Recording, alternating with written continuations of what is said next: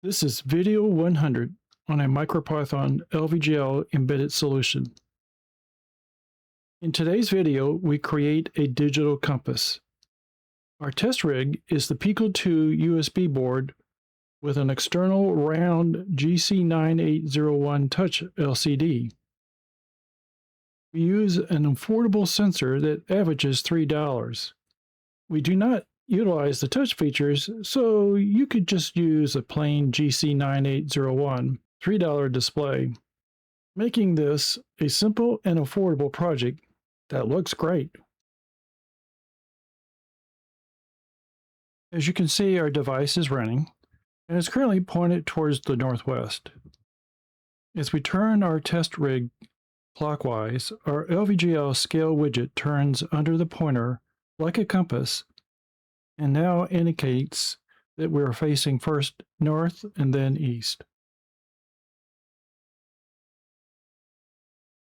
In the middle of the screen is the digital heading.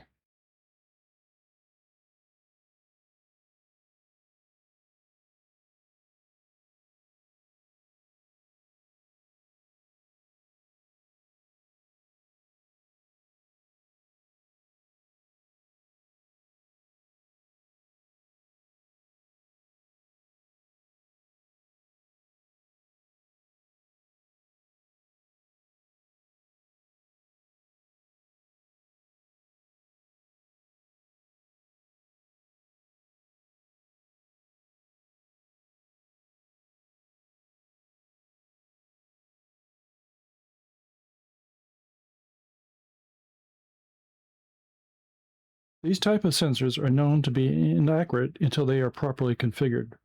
In fact, calibration can become a project of its own, requiring several desktop applications and hundreds of readings. But we found an approach that only takes a few minutes. Well, that's the demo for now. We'll explain the approach soon.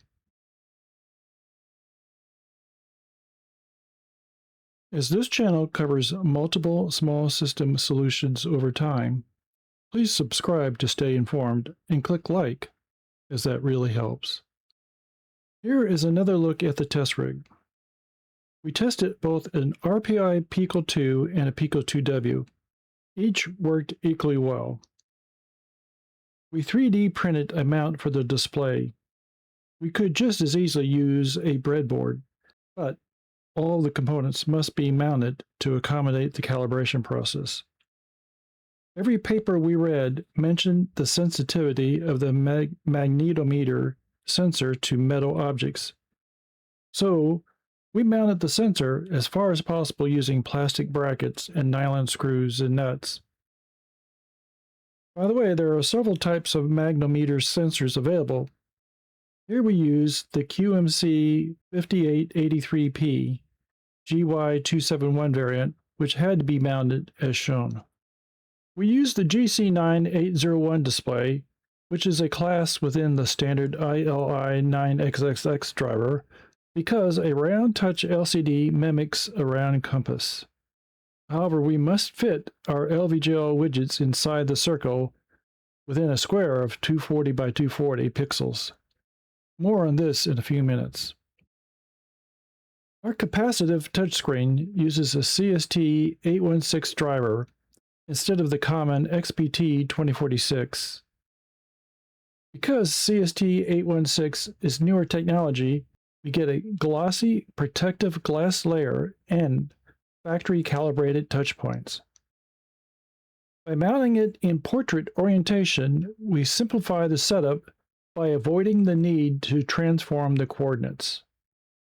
Around the Earth are magnetic fields and, of course, everyday metal objects. The sensor can detect in 3 axes, X, Y, and Z, and we use these readings to calculate our heading. As it turns out, the Earth's magnetic fields bend around, and even local metal objects can distort the readings of this sensor. So it's necessary to calibrate after building your test rig and choosing a test location.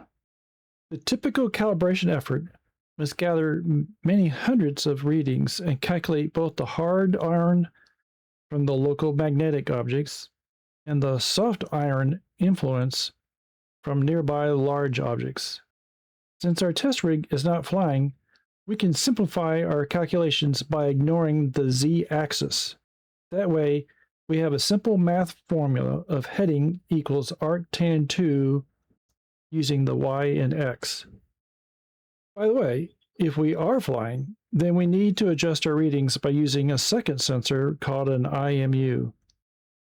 The IMU provides pitch, roll, and yaw factors. We discussed an IMU sensor in a previous video. We mentioned earlier that there are different magnometer sensors. For example, a QMC 5883L and a QMC 5883P. Initially, we found a lot of online information and drivers for the QMC 5883L sensor. But in the end, we decided to use the newer QMC 5883P. Anyway, both sensors require a vigorous calibration process. Well, we spent 2 days collecting data and applying the factors to our compass heading. Although the calibration helped improve our headings versus the raw readings, we just could not get a proper spread of the heading readings that we were expecting. We happened to turn the device over and noticed the mark GY271. We went back and researched for magnometer drivers for the GY271, and voila, we found a recently published MicroPython-based driver by TurboFan3360 in the GitHub that specifically addressed our sensor and even automated the whole calibration process. Although written for the ESP32, it turned out to be the driver that we needed. We did add garbage collection to his driver to accommodate our Raspberry Pi Pico2 devices, and we added code to utilize the driver's ability to save and load previous calibration results. For the wiring, here are the control and communication pins we wired for the display, touch, and sensor. The pinout is suggested by the manufacturer. Since our driver is using MicroPython's soft I2C and soft SPI functions, you can use almost any pin. Here is the screen design. It only required 4 LVG widgets. In fact, the scale 2 is just cosmetic, and you could just remove it. Interestingly, the red pointer is static, and it is the compass scale that rotates. During testing, we run the program from our desktop. Of course, you can just copy the program to the flash drive. First, let's run the test_button3_display program to verify the display and the touchscreen. As you can see, it's already running. We can use our stylus and press on the slider and verify that it's working.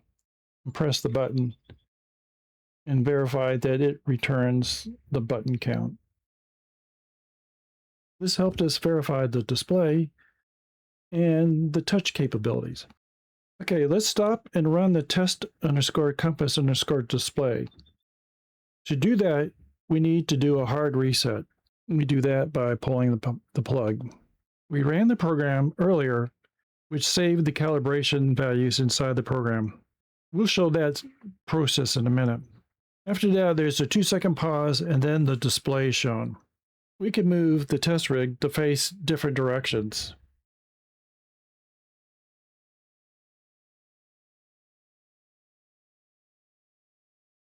As we do, the scale rotates as smoothly as our smartwatch.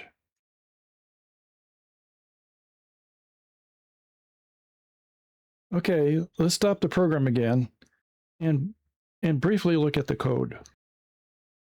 Okay, we're looking at the code.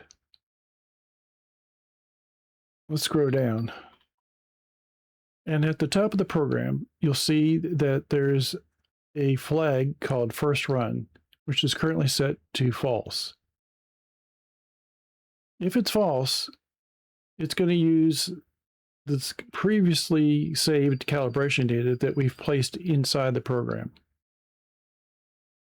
If it's true, you'll see that we will send out a message, garbage collect, and then run the magneto calibrate function with a parameter of 0.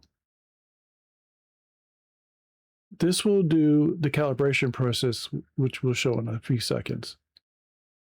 When it completes, we'll save this data and it'll be printed out. You're going to want to copy and paste that into this portion of the program so that you have saved your previous calculations.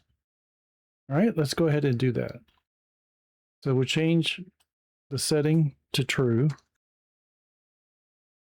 save it, and now stop the program and then run the program.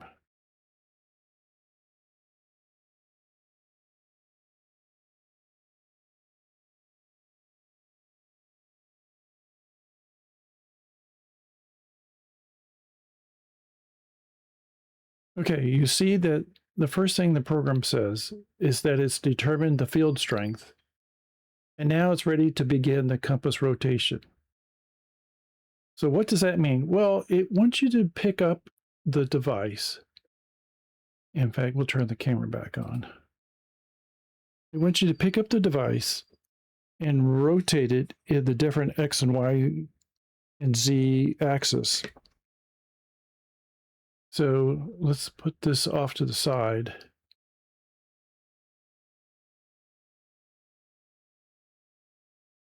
And we'll pick it up and we'll start turning it. All right, as you can see, the Y-axis completed.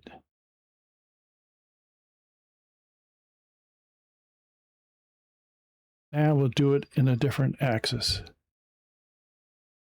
We'll even move the device in the Z direction.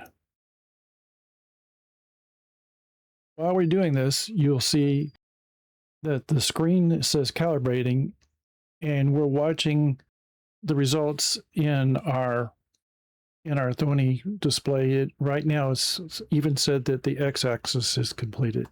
So we just need to complete the Z-axis. Okay. All right, finally, we've completed all the axes. Let's turn off our display.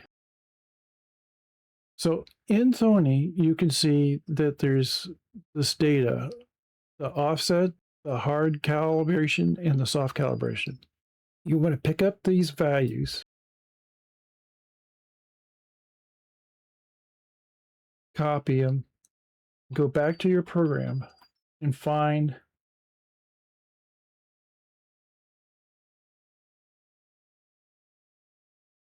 the comparable area in your screen and just replace the values. And this because the calibration changes over time and location.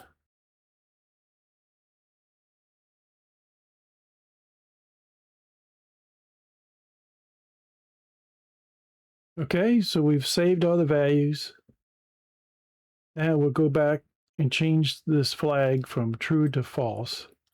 Actually, our compass is using the new compensated calibrated values already, but this way we've saved it so that our next run will use these same values. All right, let's go and turn our screen back on.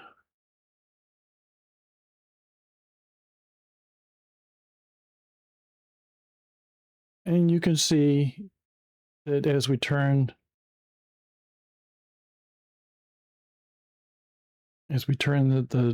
our device, our test rig, the settings change fairly quickly. Not as quick as what I've seen on my smartwatch.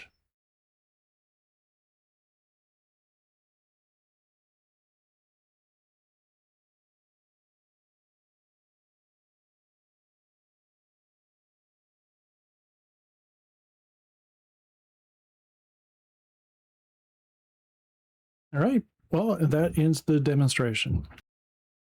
This program has been fun to work with. We hope you like this project and find some way to use it. Thank you for listening.